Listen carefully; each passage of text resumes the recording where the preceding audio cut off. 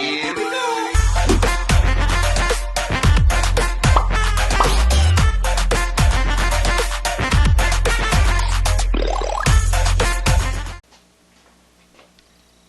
Is anybody out there just shocked right now with just based on what just transpired with the Universal Championship match? All that hype, let's get it started. All that hype, and they just build it up. How this guy win the Royal Rumble? Edge just goes on to win the Royal Rumble, and then just comes up short at WrestleMania. What was all the point of him coming back and just the build up? They could have had somebody else win the Royal Rumble for it. Maybe it wouldn't have mattered at this rate.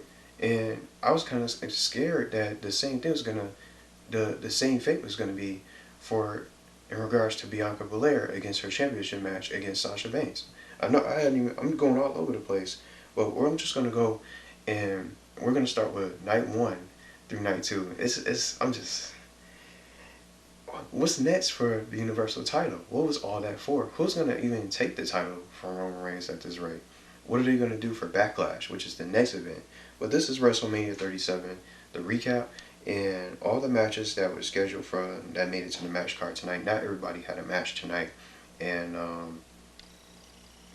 what I'm gonna do, every match that took place from the match card from both nights, Saturday and Sunday, from this past weekend, is gonna be listed in the description. I'm curious what you guys are thinking now, as far as the reactions. And then the Fiend, that short match, it just, you see what I'm saying, with all that hype.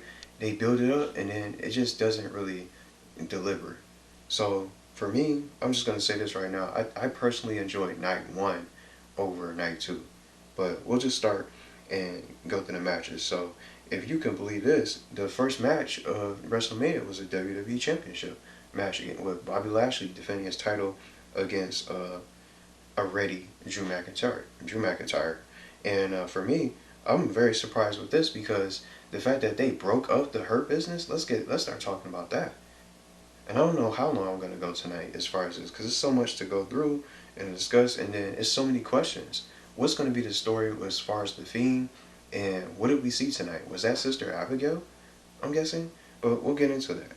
But Bobby Lashley ended up retaining his championship against Drew McIntyre one-on-one, and he ended up retaining because MVP managed to just cause some kind of distraction. I was going to say destruction in the match.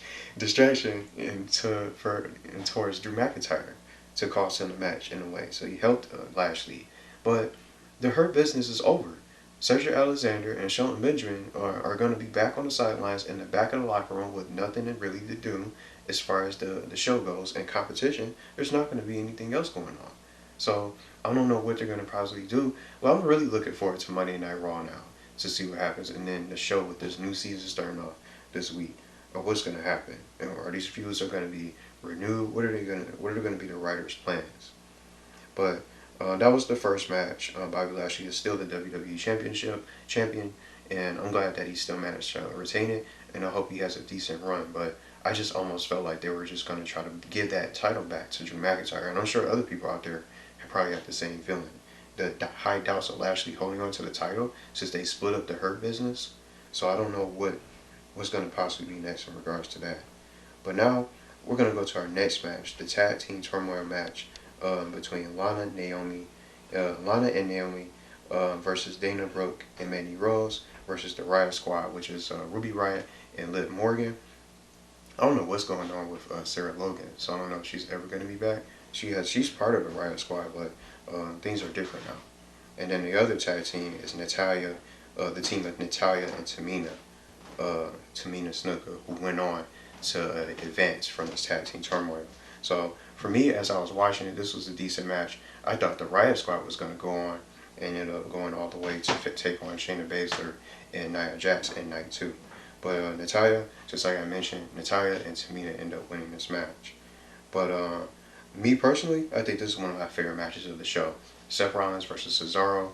And this was a time for Cesaro to really get his shine on, to really get his spotlight, and be able to just stand and just be able to hold his own since he's not in the tag team division anymore. So going forward, I am happy that Cesaro was able to pick up this win over Seth Rollins. Even though I almost thought that Seth Rollins was going to win, but this was a moment for Cesaro to really shine and be able to get his spotlight in a big event, or especially on the main stage of one of the grandest stages of them all, called WrestleMania. So, uh,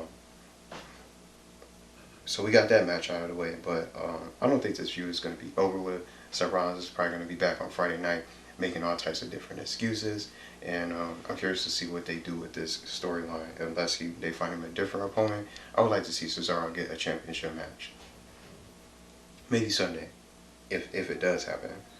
But our next match is the Raw Tag Team Championship match between the New Day defending against AJ Styles and the big giant from WWE's Underground that didn't really last that long from Monday nights, Omos. So I just knew that they were gonna probably end up winning, and just how the match ended up going. So AJ Styles and Omos are the new Raw Tag Team champions, and I see them holding this title for a while. So maybe down the line, maybe in the near future, they probably won't keep the stable.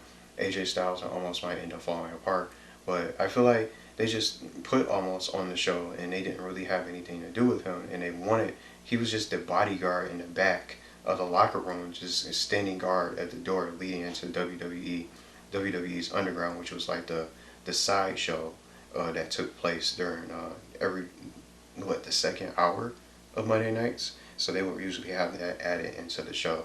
But now I just was surprised that they even put him into the ring. This is his first match, and in his first match he's becoming the champion. So that's pretty crazy. But I still see them holding this title, the tag team titles, for a while. So I don't think the New Day or anyone else are going to be able to take these titles off of them unless they really get lucky. So I don't see anybody stopping Almost, at least from the sides. But our next match, this turned out to be better than what I thought it was going to be. I thought this was just a throwaway match or just a filler that they would do for the pay-per-view. The steel cage match between Braun Strowman and Shane McMahon. So you guys got to check this out. And just seeing like a personal highlight that I liked is him Braun Strowman breaking the steel cage to grab Shane McMahon and pull him back in. And then also the bigger highlight of the match is Shane getting tossed off the top of the steel cage. So I was scared for him. But Shane is just such a daredevil. So it was like he's used to that sort of kind of stunts and just those dangerous sort of actions and things that take place during the matches, whether he wins or loses. So that's why I have so much respect for Shane McMahon, and I think he's the better McMahon out of them all. So Braun Strowman ended up picking up the win after tossing Shane McMahon off the steel cage, and he finishes him off with a power slam. So that was it for that match. And then this other match, speaking of better than what I thought it was going to be, and just a throwaway match, Bad Bunny, and this was supposed to be a one-on-one match, but they eventually changed it to a tag team match.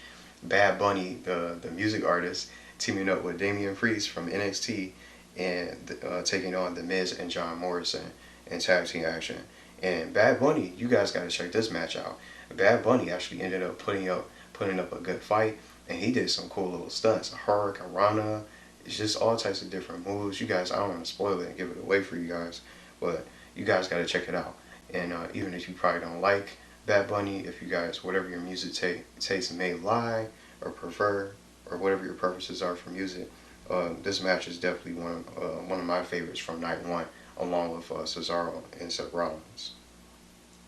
So that was basically it for that match. So Bad Bunny and Damian Priest ended up winning, of course. So who didn't think they were probably going to win?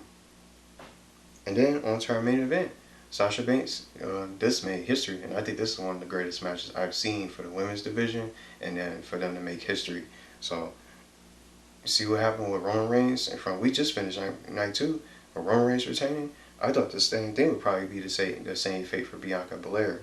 So, but I was rooting for her all the way, and she was also a Royal Rumble winner, just like Edge. So I'm just surprised they both didn't win.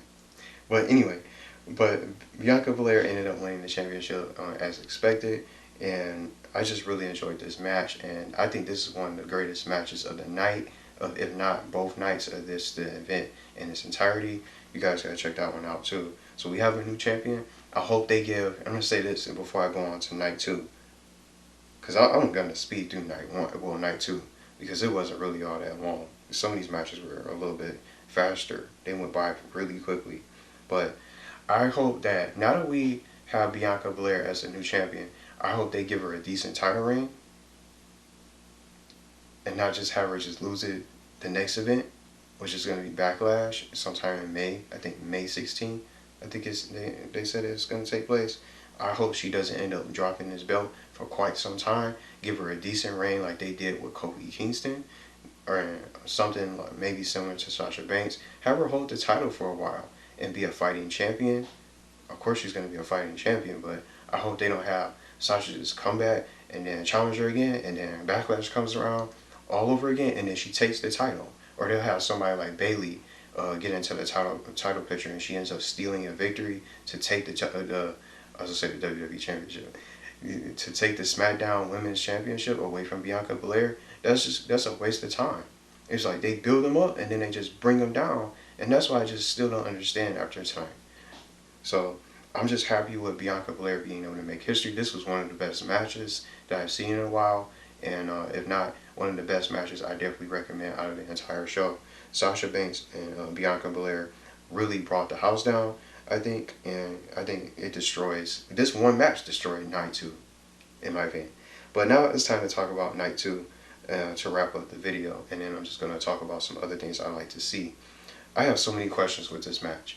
The Fiend, one of my favorites out of the whole show, and I think he's one of the best characters, very unique, and just possibly potentially the next Undertaker that they can really make work, and just all the things that they've done with this characters have been really good. And the first time I saw the Firefly Funhouse, and just to talk about it really quickly, I thought it was just going to be a joke. I thought he was just going to be someone that's silly, that just goes on there and just in the back, just doing these promos, messing around in the Firefly Funhouse, like his Blues Clues or something like that.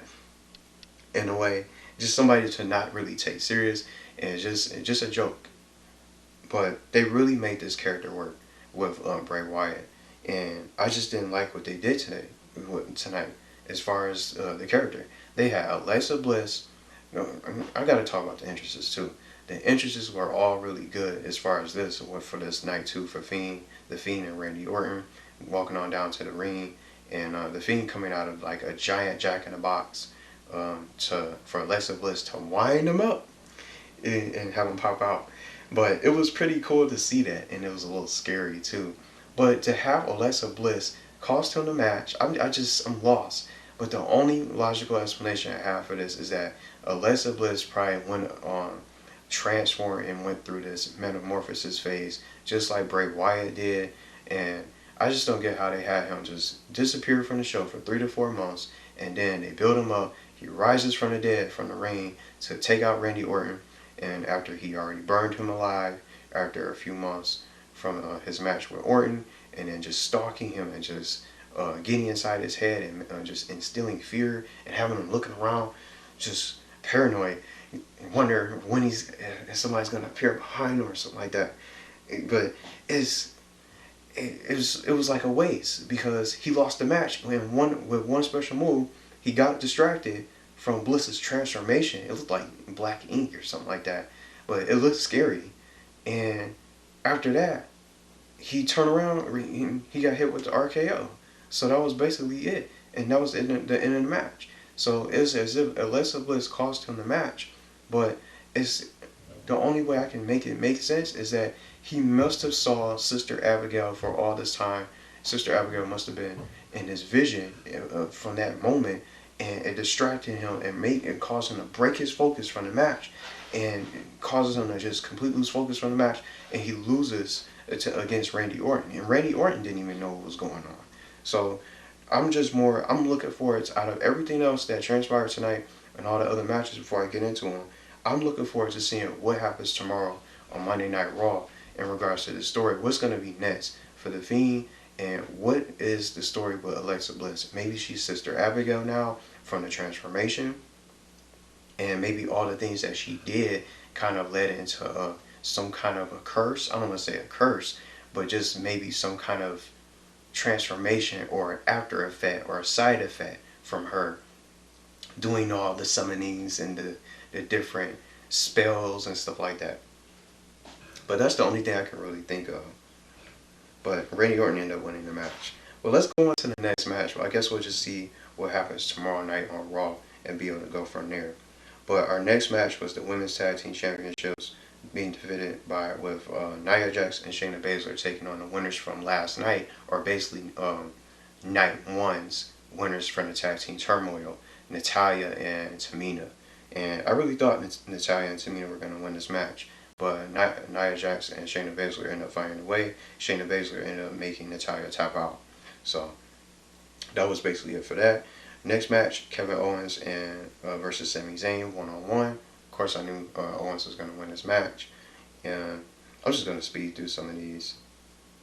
So I didn't really care too much about that. So I knew Owens was going to beat Sami Zayn after everything they basically did. But I feel like Owens could have had a better match with somebody else. He could have been a part of the Intercontinental Championship, or maybe possibly something. They could have had him involved for that. Give him some kind of championship match.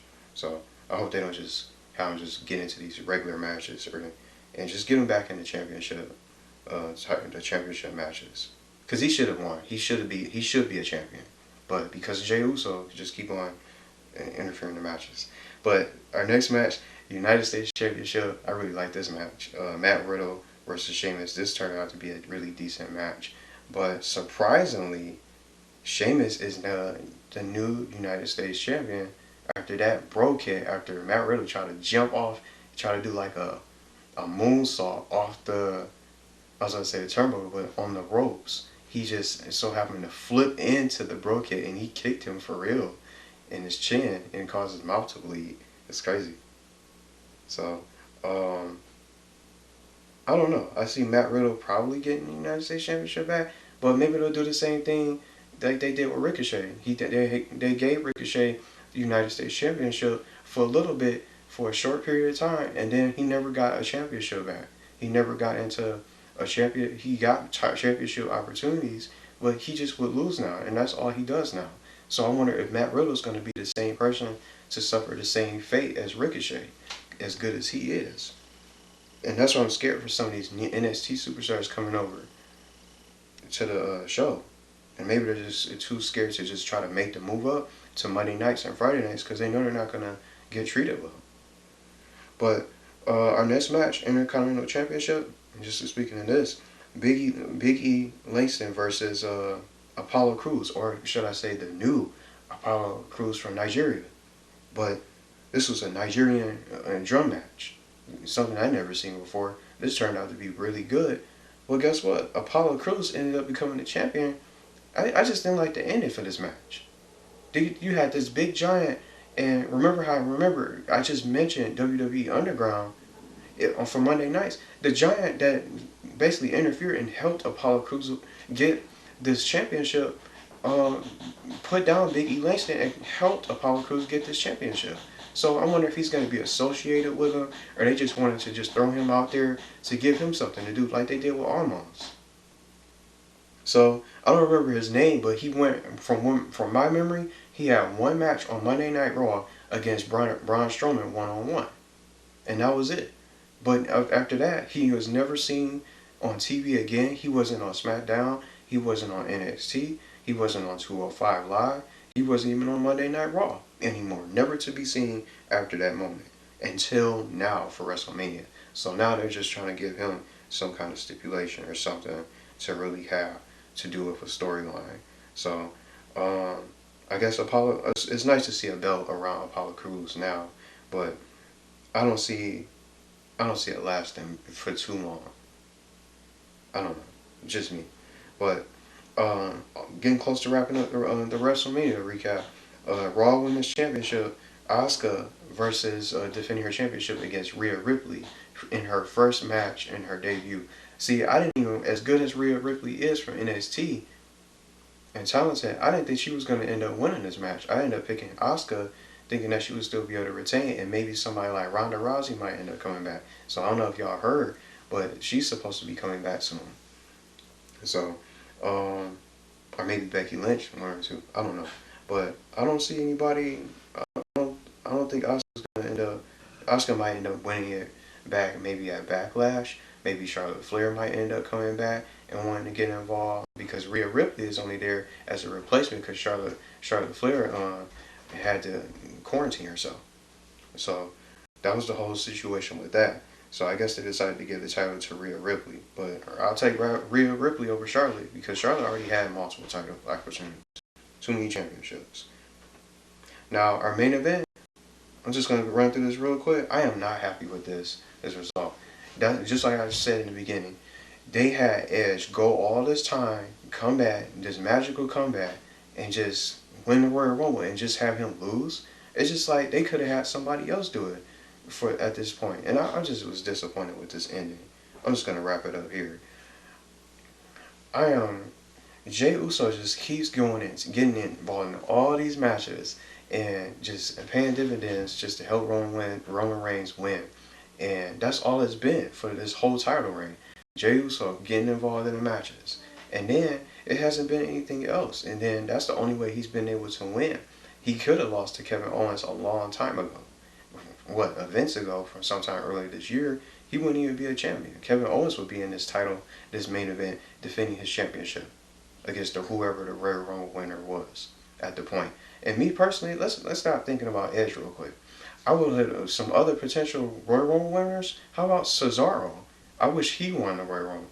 And then I thought Bryan was probably going to end up winning, but he still ended up finding a way in the match anyway and making a triple threat, making Roman Reigns tap out, but it just didn't count because the referee didn't see it. So it's just so many things that could have been happening. This main event even could have been way different this year. So it's just like they wasted all this time for the proper build-up for these certain superstars, hyped them up, and then they just shoot them down. So now, I guess they didn't want to give Edge his opportunity. I don't know what the story is. So maybe it's going to probably all come to a head when it's going to start all over again at Backlash, and then maybe Roman Reigns might end up losing that Backlash somehow, some way. But I can't even think of any other competitors to step up to him and even try to take the title as long as Jey Uso continues to help and just interfere over and over. Jey Uso is his own competitor. He's talented, but they don't need him just running around being his lackey and just interfering and doing what he says. It just doesn't make any sense. So I just wasn't really happy with the ending for this as far as the main event.